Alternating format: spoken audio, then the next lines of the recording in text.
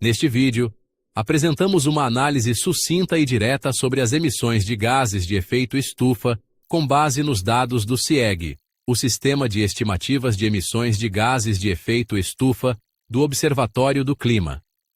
Acompanhe a trajetória das emissões no Brasil, na Bahia e em cidades importantes como Porto Seguro, Eunápolis, Itabuna e Teixeira de Freitas, compreendendo as principais tendências e desafios ambientais de cada região entre os anos de 1990 e 2022. Já deu uma olhada no nosso outro vídeo falando sobre mitigação e adaptação climática, no qual analisamos os setores de emissão climática? Se não, dá uma passada no nosso perfil. Brasil. Mudança de uso da terra e floresta domina até 2004, com picos entre 1995 e 2004. Queda abrupta após 2004, coincidindo com políticas de combate ao desmatamento na Amazônia. ESBA Plano de Ação para a Prevenção e Controle do Desmatamento na Amazônia Legal, PPCDAN. A partir de 2010, observa-se crescimento constante nos setores de energia e resíduos. Processos industriais e agropecuária seguem crescimento mais lento, porém contínuo. O gráfico do Brasil revela que o desmatamento é historicamente a maior causa de emissões de gases de efeito estufa do país. A queda após 2004 mostra que políticas públicas bem empregadas e articuladas com diversos setores têm impacto diferencial. Bahia. Padrão semelhante ao do Brasil. Pico de desmatamento até 2004, seguido de queda significativa.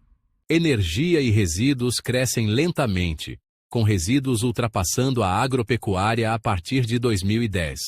Processos industriais permanecem irrelevantes em termos de emissão. A Bahia reproduz em escala regional o padrão nacional. O declínio no desmatamento pode estar ligado ao reflexo das políticas nacionais, à redução da expansão agrícola sobre florestas e ao maior controle ambiental. Já o crescimento dos resíduos denuncia falhas no saneamento básico e gestão urbana, especialmente nas cidades médias e grandes. A partir de agora, vamos falar de municípios que estão localizados no bioma Mata Atlântica. Você sabia que a Mata Atlântica é o bioma no Brasil com maior presença de pessoas vivendo? É o que chamamos de mais antropizado. Isso significa que grande parte da vegetação original já foi modificada pelas atividades humanas. Com tantos centros urbanos, as emissões de gases de efeito estufa nessa região tendem a ser elevadas, principalmente por causa do uso de energia e dos resíduos gerados. Mesmo assim, a Mata Atlântica ainda abriga uma biodiversidade riquíssima e presta serviços ambientais essenciais, como a regulação do clima e o fornecimento de água. Porto Seguro.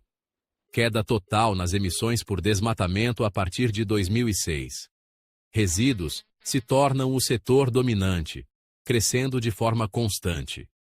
Energia também cresce, mas de maneira mais moderada.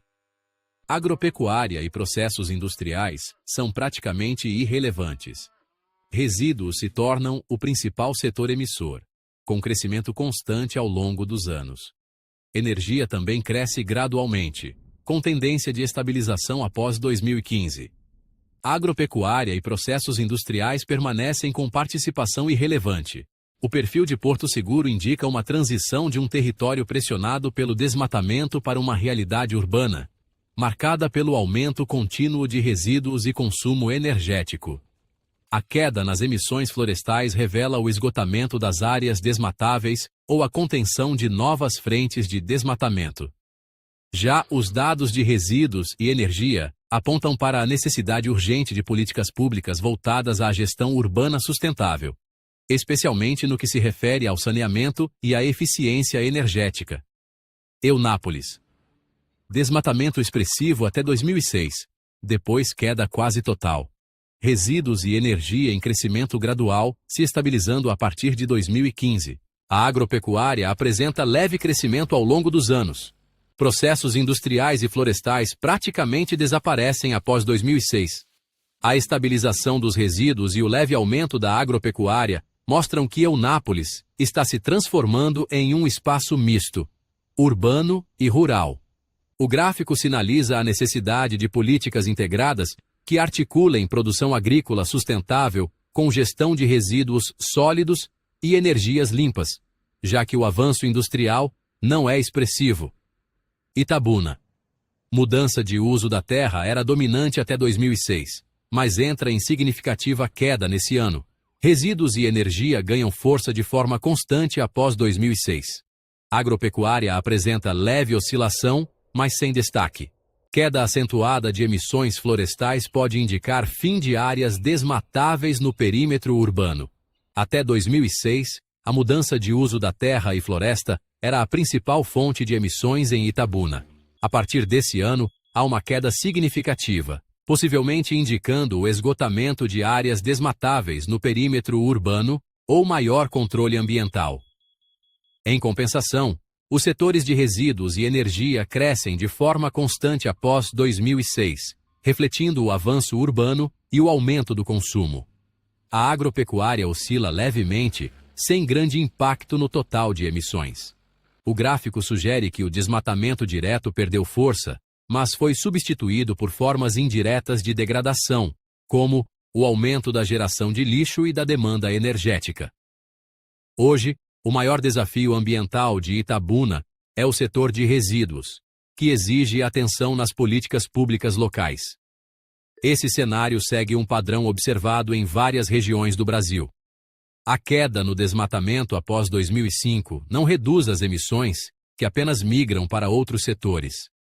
A retomada do desmatamento em biomas como Cerrado, Mata Atlântica e Amazônia reforça a importância de seguir monitorando o uso da terra. Teixeira de Freitas. Forte queda das emissões por mudança de uso da terra após 1996.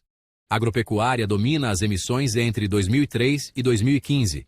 Energia cresce de forma acelerada a partir de 2006 e lidera desde 2019. Setor de resíduos apresenta crescimento contínuo.